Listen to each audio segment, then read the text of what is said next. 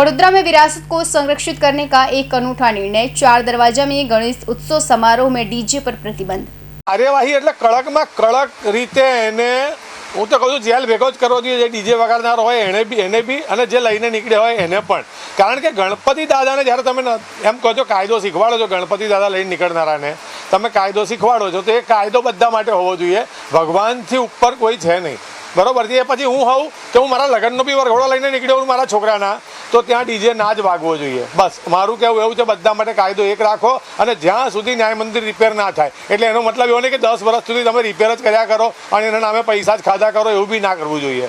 જે high decibel voice હોય છે એના વાઇબ્રેશનને કારણે બિલ્ડિંગોને તો નુકસાન થાય છે, સાથે સાથે હેલ્થને પણ નુકસાન થતું હોય છે. તો એ તો બધા આ રિપોર્ટ આવેલા જ છે અને આ કોઈ જે એએસઆઈ છે એમણે આ પ્રકારનું એનાલિસિસ કર્યા પછી જ આ વસ્તુને આપણે જાહેરનામું બહાર પડેલું છે, તો એને ઇમ્પ્લિમેન્ટ કરાવવામાં આવશે.